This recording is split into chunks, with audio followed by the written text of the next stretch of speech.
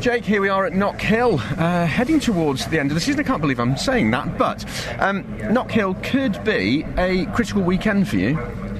They're all critical now. You know, we've got 4 rounds to go, including this lovely track here in Scotland, and personally I love it. You know, it's the home of my first win in 2019, and I've been really fortunate here the last few rounds, last couple of years really, to have some fantastic results. You know, typically they've been one of, if not my strongest race during that year. So yeah, really excited to come here. I have high hopes. FP1 completed. We were second when it was damp, and then we just didn't go out at the end there, so we did finish 10th or so, but overall I'm really pleased so far. Setup of the car you're obviously happy with here. We were just chatting before and you said you don't mind if it rains, don't mind if it's dry, don't mind, but whatever it might be. What are the challenges of Knockhill?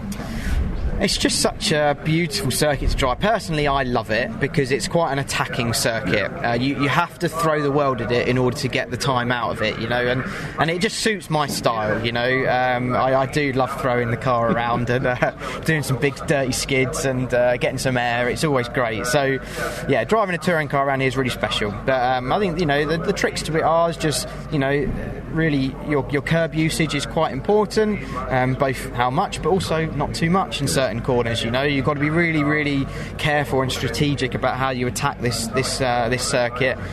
So yeah, it's a joy to drive. I love it. You mentioned the curves. They are brutal here, and possibly even more so this year, particularly at the chicane, which was always the thrill one, wasn't it, for the fans watching trackside, particularly seeing the cars off the ground on all 4 wheels on some occasions. Is that, you're going to have to treat that with a bit more respect this year? Possibly. Personally, I think it's a shame, because I didn't necessarily see the need for it to change. I get that Knockhill or Toker, I'm not sure who it's coming from. Maybe it's coming from the circuit in Knockhill.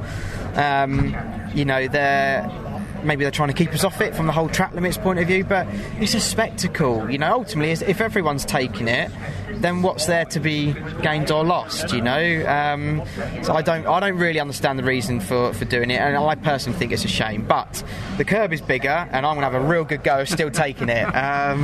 If I end up on my roof, it's gone wrong. But at the same time, there is some time there, and you've still got to try your luck and see if we can take it.